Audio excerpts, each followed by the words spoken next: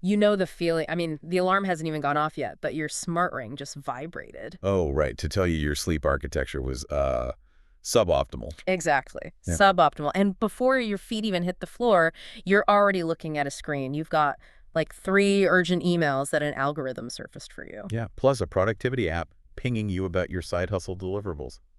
It never ends. It really doesn't. And without even checking that your calendar is just this solid, intimidating block of color from 8 in the morning until 8 at night. Just completely maxed out. Right. You are basically living the absolute definition of the modern optimized grind. It's exhausting just hearing it laid out like that. Yeah. But, I mean, that is the reality for so many of us right now. Yeah. We are tracking everything. Yeah. Measuring our heart rate variability, optimizing our macros, scheduling every single second of our days. And we're doing it because we feel like we have to. Right, because we are operating in a culture that basically tells you if you aren't redlining your engine, if you aren't squeezing every drop of productivity out of your day, you are inherently falling behind. Exactly. And honestly, it leaves you feeling entirely hollowed out, like totally burnt out. But then you contrast that modern panic with this incredibly different image. A very different image. You look at Okinawa, it's a cluster of islands in Japan.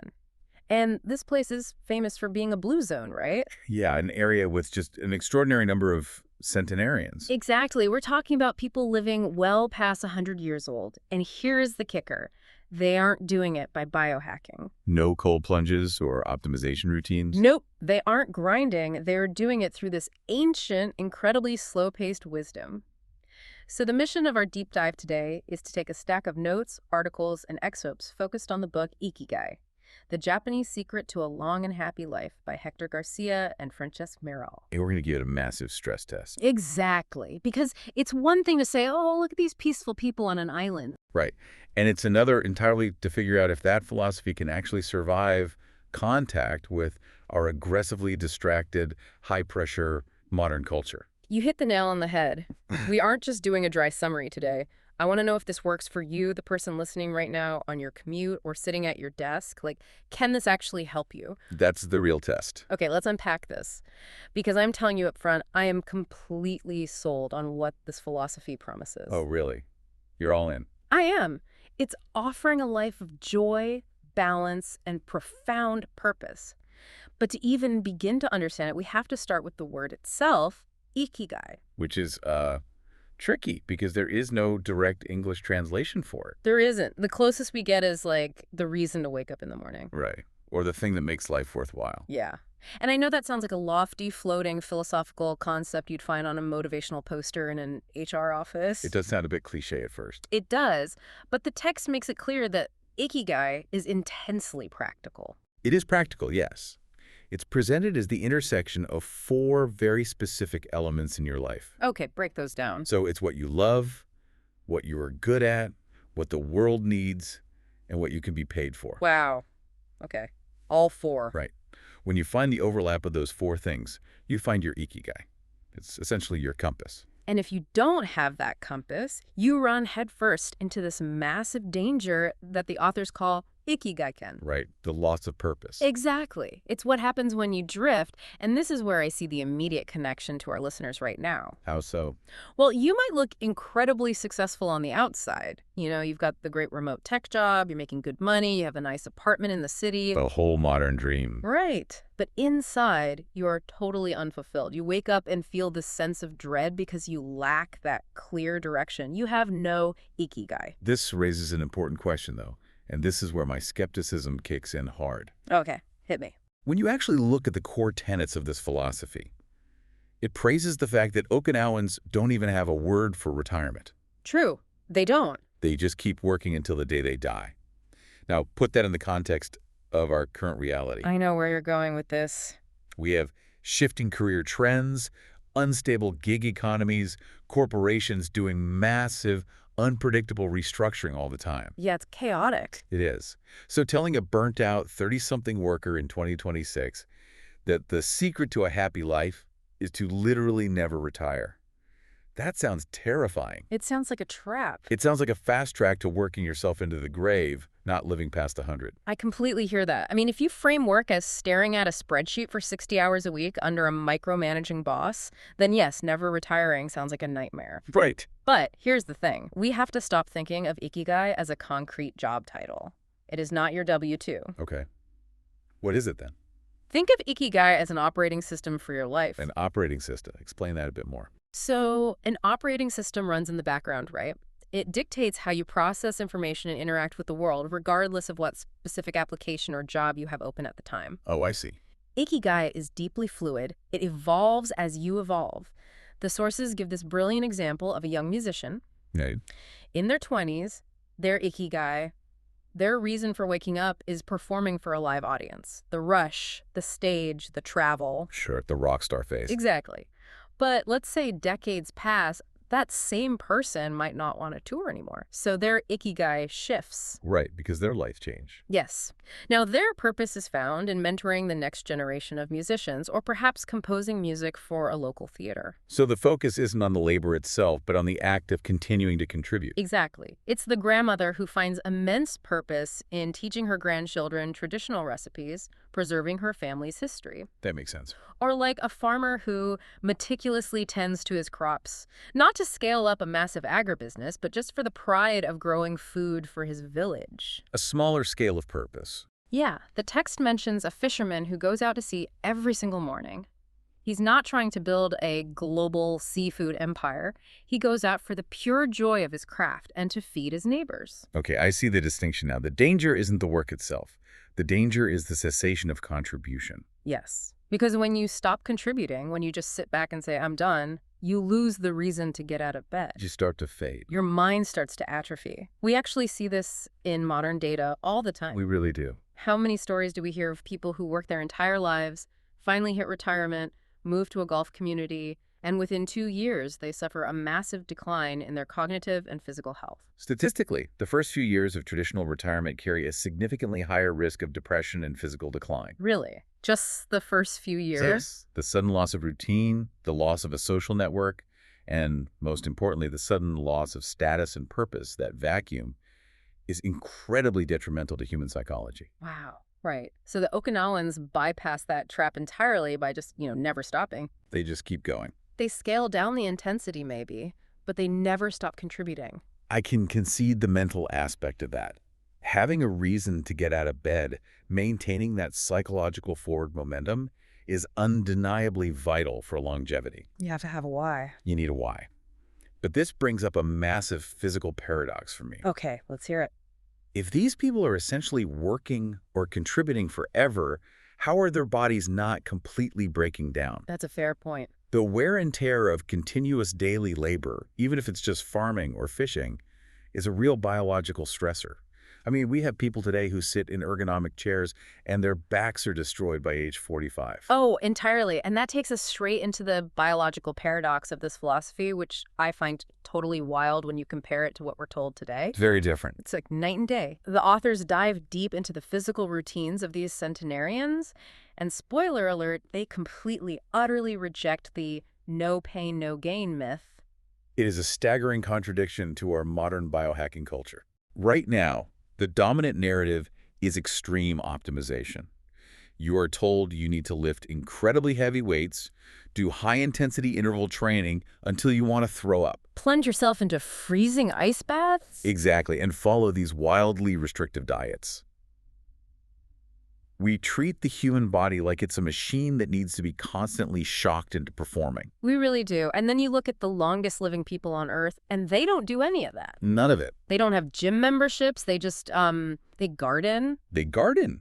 That's the secret to living to 100. They garden, they walk to the market, they do household chores, they might practice Tai Chi or engage in traditional dances. Wow, so simple. The text explicitly points out that their movement is gentle and, most importantly, consistent. Consistent. It's integrated into their daily lives naturally. There are no strenuous gym sessions. There are no rigid fitness regimens where they punish themselves for missing a day. Let's break down the biological why behind that, because I think people hear gentle movement and think it's lazy. Right, they think you're not trying. But it's not.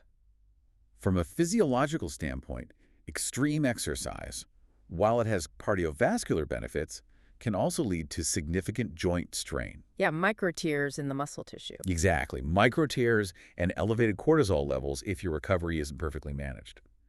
When you do a massive high-intensity workout, your body interprets that as physical trauma. It thinks you're running from a bear. It does. It releases stress hormones. If you are already stressed from your job, your commute, and your life, adding extreme physical stress on top of it can actually accelerate cellular aging. It's just piling stress on top of stress. Exactly. The Okinawan approach of gentle, natural movement, walking, squatting down in the garden to pull weeds, stretching to reach something on a shelf, maintains a constant level of joint mobility and flexibility. Which is huge as you get older. It is the most important thing. And if you look at longevity research, flexibility and balance are the real keys to staying mobile in your 90s. Oh, that makes sense. The thing that often triggers the end of life for the elderly isn't a heart attack, it's a fall. Really? A fall? Yes. It's a broken hip that leads to bed rest, which leads to pneumonia. Consistent, gentle movement prevents the fall. I love how you frame that. It's consistency over intensity.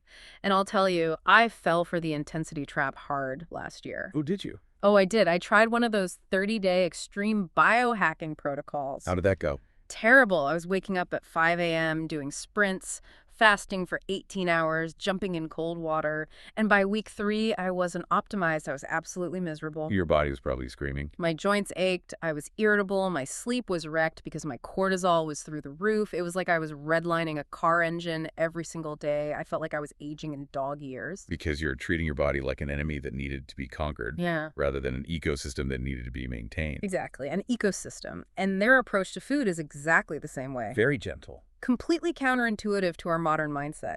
It's not about tracking every single macro or starving yourself for days or drinking engineered meal replacements. No soylent for the centenarians. Right. They follow this ancient Confucian-inspired principle called hara hachibu. Harahachibu.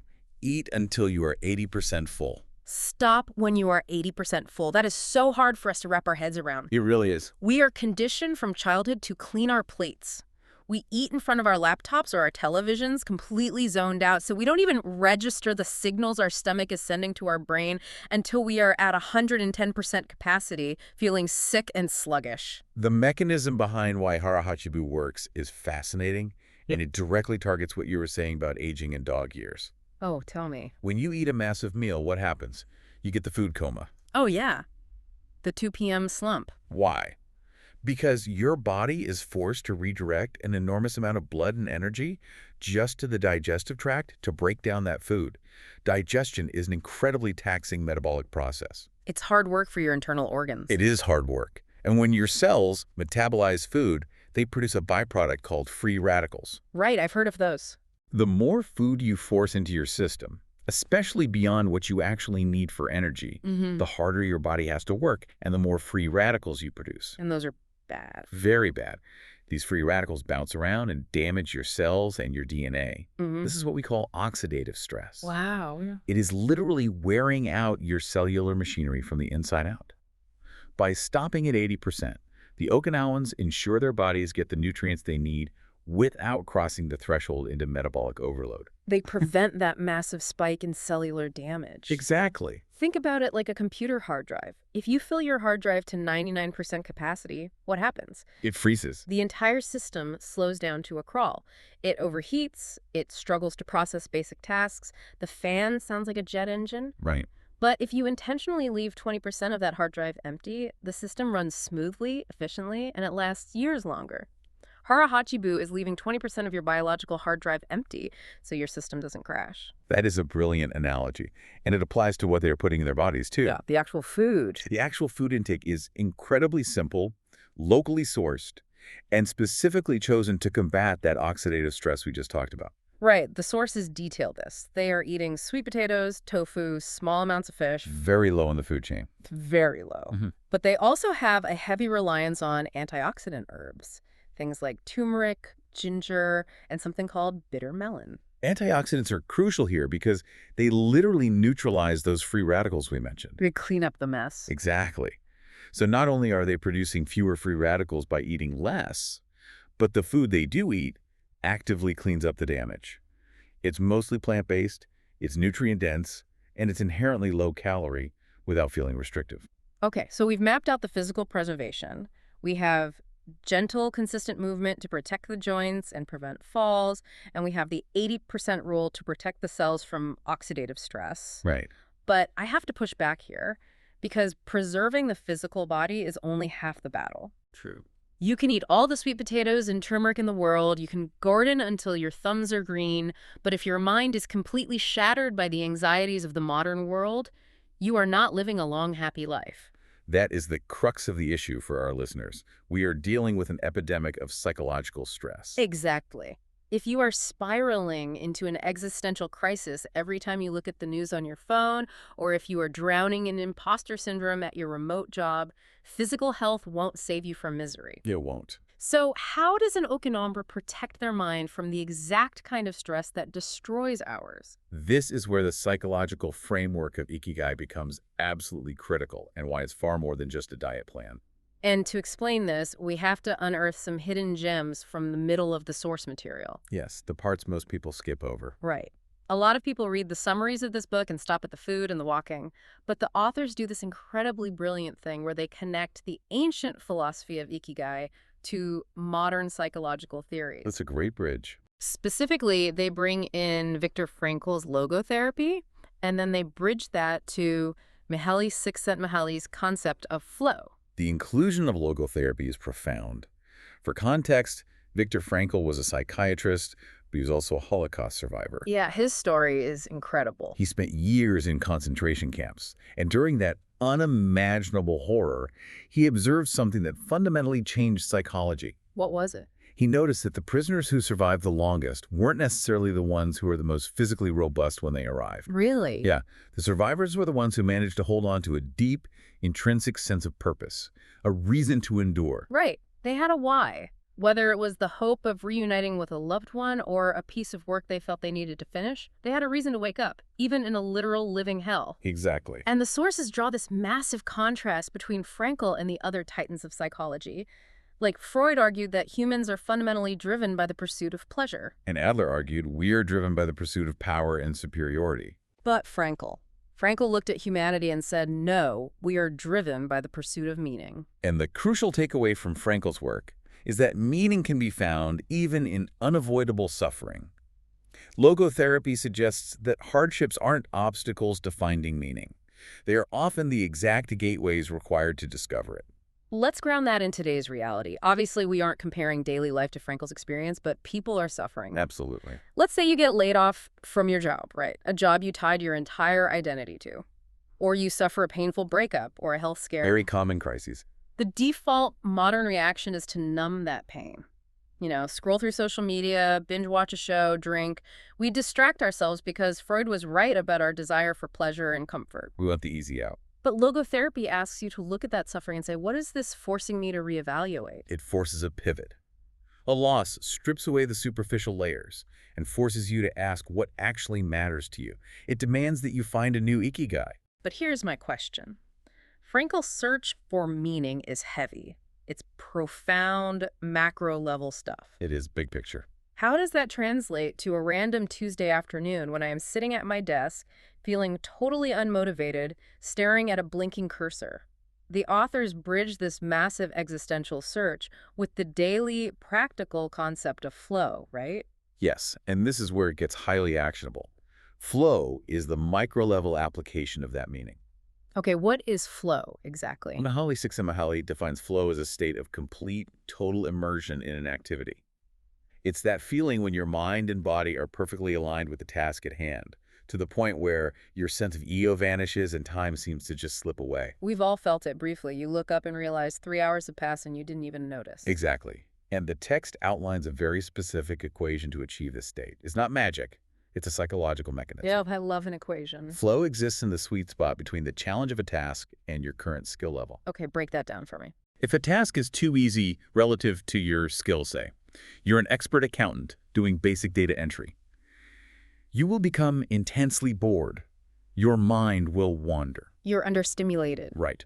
Conversely, if a task is far beyond your current skill level, you're a novice asked to present a complex financial strategy to a board of directors, you will experience severe anxiety. Total panic. Flow happens right on the razor's edge in the middle.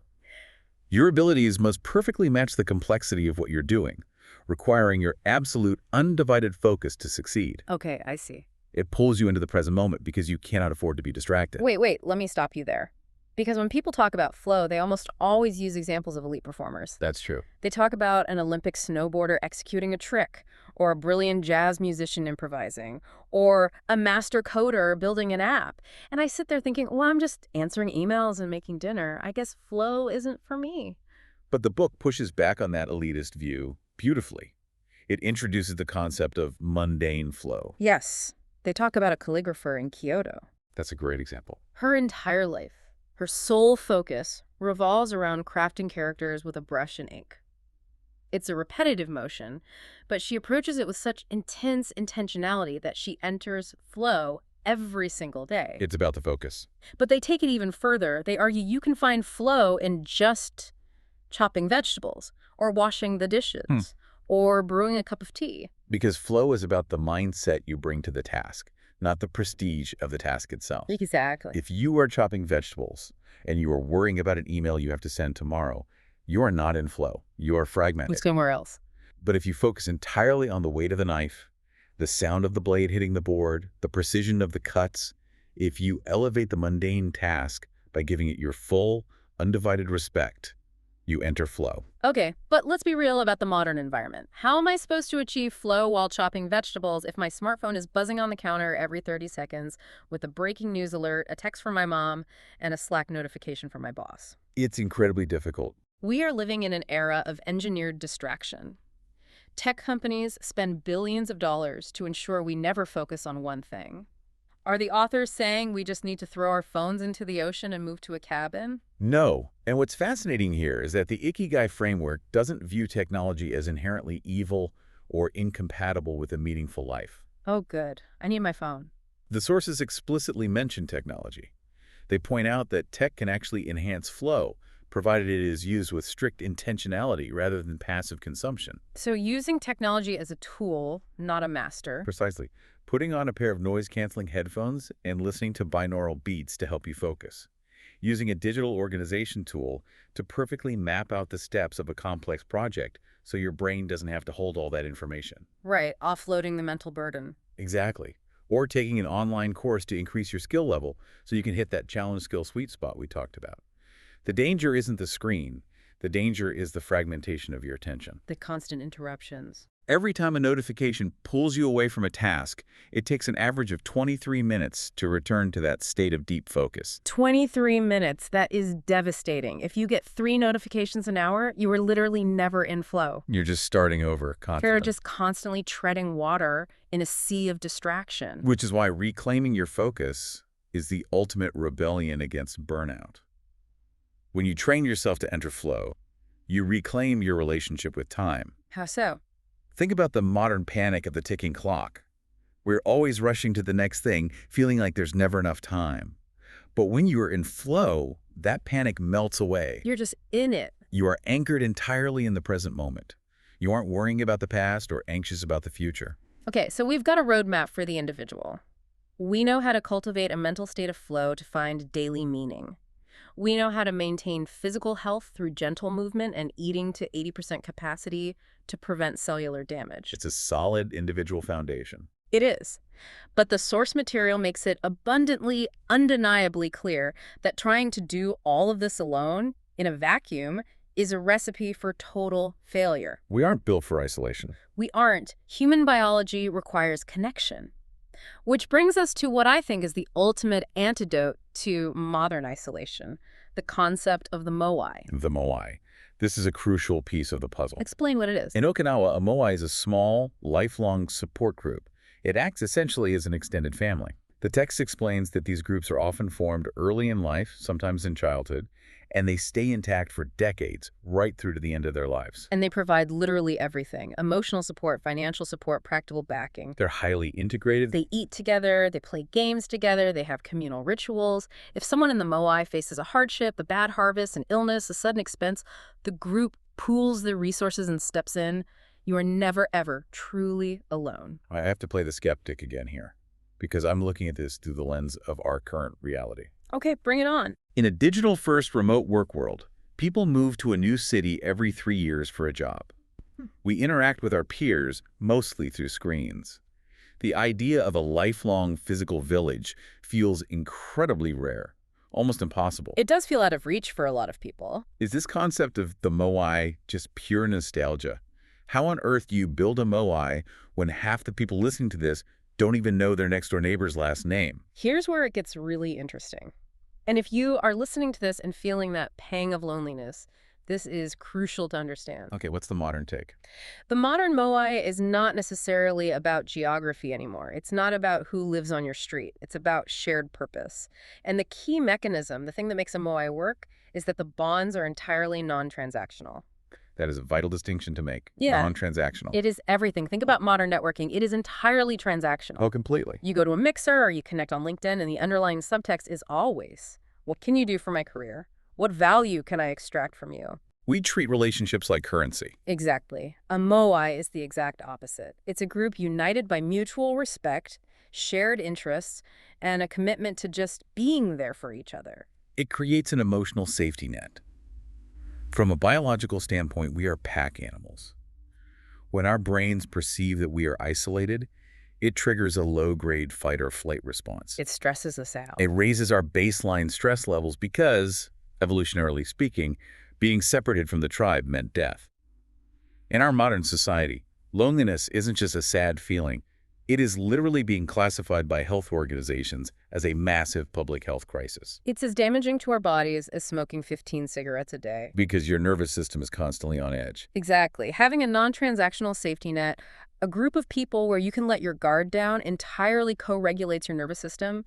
It obliterates that isolation-induced stress. And you can build this today. It doesn't require living in a village. No, it doesn't. It might be a group of friends who agree to meet every single Sunday morning for coffee, no matter what. No networking, no pitching ideas, just checking in. Just showing up. It might be a digital community focused on a shared hobby, like writing or woodworking, where the focus is on mutual encouragement rather than competition.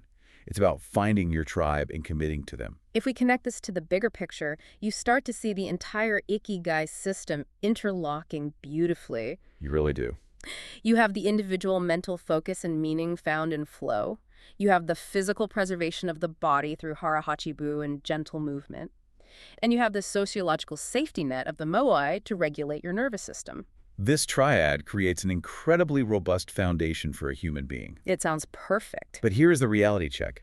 What happens when that foundation is tested by something outside your control? Life happens. Because no amount of sweet potatoes, no amount of deep focus, and no amount of supportive friends can prevent the inevitable tragedies of life. People get sick, accidents happen, projects fail. Yeah. How does this philosophy handle true adversity? Which leads us perfectly to the most profound part of this entire deep dive. If you've been listening up to this point, this is the paradigm shift. This is the moment that completely changed how I view burnout and anxiety. It's a big one. We need to talk about the Japanese philosophy of wabi-sabi. Wabi-sabi. It is the practice of finding beauty in imperfection, in transience, and in the natural, unavoidable cycle of growth and decay. The source material grounds this in the history of Okinawa itself. We are talking about an island that was subjected to total, unimaginable devastation during World War II. But it's still of Okinawa? Yes. They faced horrific loss of life, destruction of their homes, the obliteration of their infrastructure. But they didn't just survive it, they rebuilt. And they rebuilt with a profound resilience that didn't harden them into bitter people. And the realization here, the breakthrough that makes their resilience possible, is that the biggest lie of modern self-help culture is that we need to perfect our lives to be happy. Exactly. We are sold this toxic idea that if we just optimize everything, if we get the perfect job, build the perfect body, execute the perfect morning routine, curate the perfect aesthetic on social media, then we will finally be happy and safe. It's an illusion. We are terrified of aging. We are terrified of failing. We treat any deviation from perfection as a moral failure. But the ultimate secret of the centenarians, the real core of Ikigai, isn't about achieving biological immortality or finding a flawless dream career that never stresses you out. It's wabi-sabi. I have to admit, studying this concept completely dismantled my initial skepticism about the entire book. You were a tough sell. I was. But these people live so long and remain so joyful precisely because they do not stress about perfection. They actively accept impermanence. They accept aging. Yes, they see wrinkles, gray hair, and the slowing down of the body not as a terrifying decline to be fought with surgery and extreme diets, but as beautiful, natural marks of a life well lived. The visual metaphor used is so striking. They talk about a cracked teacup or a weathered wooden chair. I love the teacup metaphor. In the West, if a teacup cracks, we throw it away because it's broken, it's useless, or we try to glue it together seamlessly so no one knows it was ever damaged. Hide the flaws. Exactly. But through the lens of wabi-sabi, the signs of use, the wear, the damage that doesn't ruin the object, the crack gives the teacup character. It gives it a history. It makes it unique and beautiful. And they apply that exact same grace to people. In their communities, in their moes, they embrace the imperfections in each other.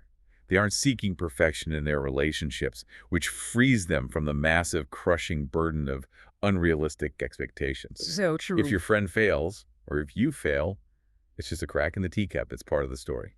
Think about what this means for you right now. If you are burned out, exhausted, and anxious, it is highly likely because you are demanding perfection from a world that is inherently transient and chaotic. You're trying to control the uncontrollable. You are fighting the natural cycle of things. You are trying to hold water in your hands. Embracing wabi-sabi, actively letting go of the need for your career to be flawless, accepting the physical changes in your body, forgiving the cracks in yourself and the people around you is the ultimate cure for burnout. It is true, unshakable resilience. Because resilience, in the Okinawan sense, isn't about resisting the natural ebb and flow of life. It's not about being an unbreakable brick wall that tries to stand against a hurricane. A brick wall eventually shatters. Resilience is about being like bamboo bending with the wind, adapting to change with a calm and centered mind.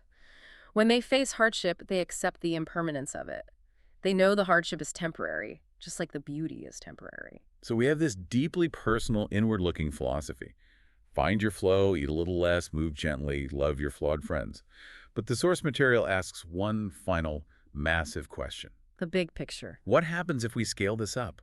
What is the future of humanity if we apply the principles of Ikigai globally? It tackles the macro challenges we are all dreading. Technological upheaval, climate change, massive social inequality. The argument is that these global crises are largely driven by a collective lack of Ikigai. We are a society operating on Ikigai-can drifting, trying to fill the void with endless consumption and hyper-competition. We're just distracting ourselves on a global scale. Exactly. If individuals shift their focus away from transient, superficial consumerism and towards sustainable, purpose-driven lives, it creates a massive ripple effect. It's the butterfly effect of purpose. Precisely. Let's look at the mechanism. If your personal Ikigai involves being deeply mindful of your daily actions and your connection to your community, you naturally start making choices that support conservation. You stop buying things you don't need just for a dopamine hit. You support ethical businesses. You reduce waste because you respect the resources. Furthermore, as societies become more polarized and isolated, the shared purpose and non-transactional nature of the moai fosters real social cohesion. It brings people together. It bridges divides because it prioritizes mutual respect and long-term well-being over short-term selfish gratification. So what does this all mean for us today? It means the existential crisis we're all feeling, the anxiety of the grind, the disconnection from our neighbors. The fear of the future is cured not by looking outward for external success, wealth, or optimization. No. It is cured by looking inward for daily mindful contribution. It's returning to what actually matters. It requires a profound shift in perspective. The most counterintuitive realization of all is that longevity and a better world aren't actually the primary goals. Which sounds crazy given the title of the book. It does, but you don't wake up trying to live to 100. You wake up trying to live meaningfully today. Longevity is simply the byproduct of a meaningful, connected, low-stress life. Okay, we've covered incredible ground today. Let's run through the rapid-fire takeaways from this deep dive so you can actually start implementing this the minute you take your headphones off. To do it. First, rethink retirement. Ikigai is an operating system, a fluid purpose that evolves as you do. Don't stop contributing, just change how you contribute. Second, hara hachibu.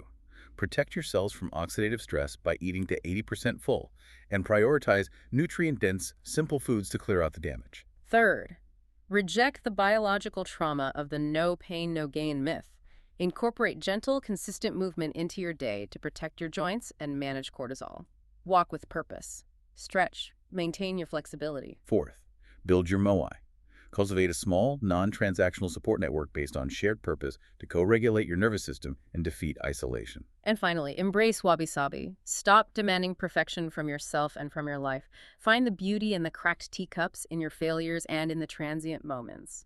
Remember, Ikigai isn't a destination you arrive at once you've checked all the boxes. It's a daily practice of alignment. If we connect this to the bigger picture, it's a vital reminder that a long life isn't measured in years alone, but in the quality, depth, and presence of those years. We don't need extraordinary extreme measures to be healthy and happy.